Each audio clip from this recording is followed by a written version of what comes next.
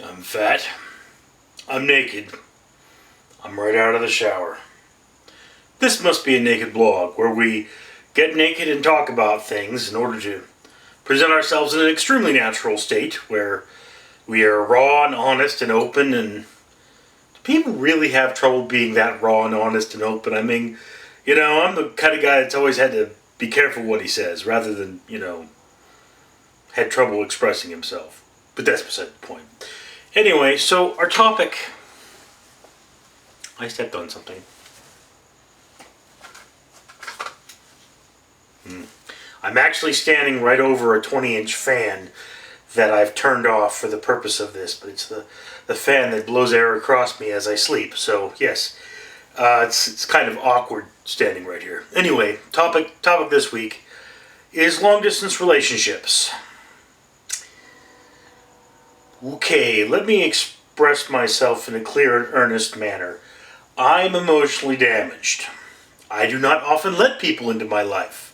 If I'm willing to let you into my life, it probably says quite a lot about you as a person. There aren't a lot of people in my life. At least none close. But I do happen to know a lot about relationships, at least the scientific side of things. And I can tell you that any relationship depends very strongly on positive experiences. Okay, this does not mean that your overall world has to be positive, but when something bad happens, like for example, you get sick, then people you have relationships with really need to grit their teeth and take care of you when you're sick. Not an experience I've had, but that's beside the point. So there's the thing. In fact, in the book Why Do Marriages Succeed or Fail, which I have read, it says you have to have 5 good experiences for every one bad experience. But it's 5 equal good experiences for every one bad experience. For example, if you forgot an anniversary, you need to come up with 5 experiences that are as good as forgetting that anniversary is bad. So, it's one of those things. That's what makes a relationship stable. Now, then we have long-distance relationships. The reason they often don't work is because you stop having experiences altogether. The only experiences one tends to have is that experience of, well, now that person isn't here. I'm alone, or I want to go do something, I need another person with me, I need my significant other, and they're not here. That's a bad feeling. Loneliness. I stopped being able to feel that at some point, I think. But I digress. So here's the thing.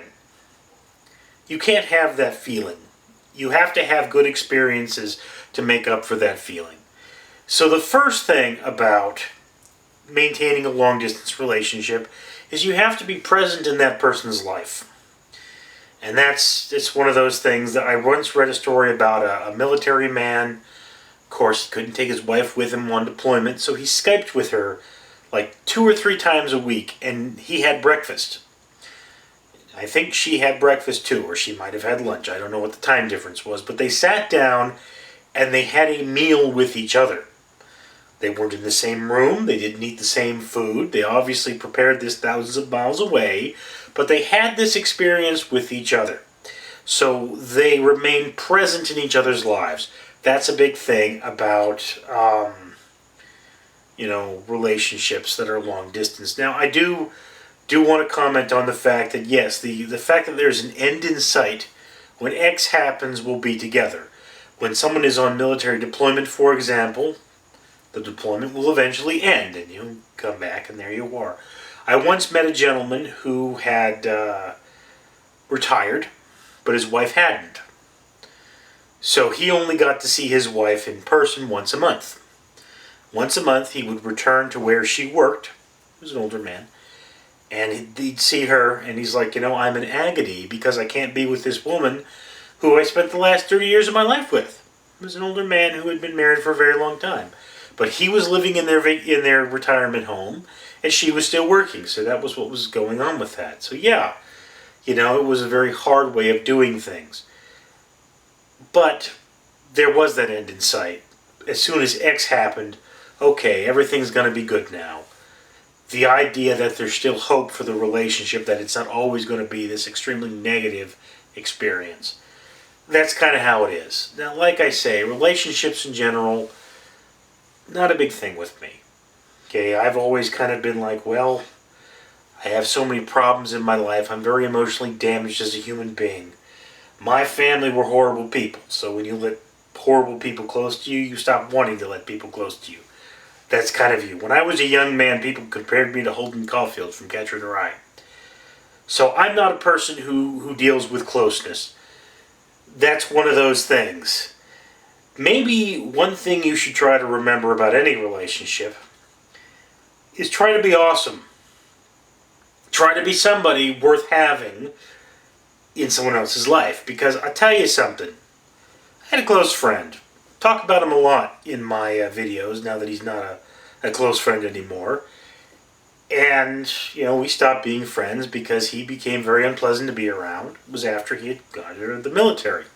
And I tell you something, we were really great friends when he was in the military.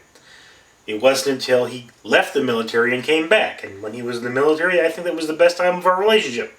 We were very close friends. We were best friends. I sent him 2 letters a week when he was deployed. And that was it. Then he came back here and it was like, dude, I can't even stand to be around you anymore. You're always insulting people. You smell bad.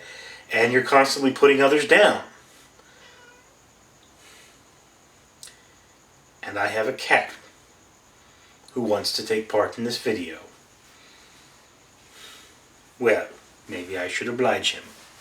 Okay. Kitty just wanted out. That was awkward. How can it be awkward running through my own house naked when everyone else is asleep? Or rather, my brother's asleep. Well, I guess he could get up and use the restroom, so... yeah, that would be awkward. Anyway. Moving forward. This fellow became unpleasant to be around, so what it came down to was, why would I want you in my life? This is one of those things about relationships you should always remember. Be someone other people want in their life. Because, if not, then you're someone you probably don't want in your own life because you're making your life miserable. So, yeah, there's my thing. Be a good person. Be the kind of person people want to be around. Have positive experiences. And remain present in the lives of your significant others. That goes for long-distance relationships, friendships, and just about anything around the corner. I'm Richard Neal, and this light's bright, so I'm going to go comb my hair and do something else. Peace.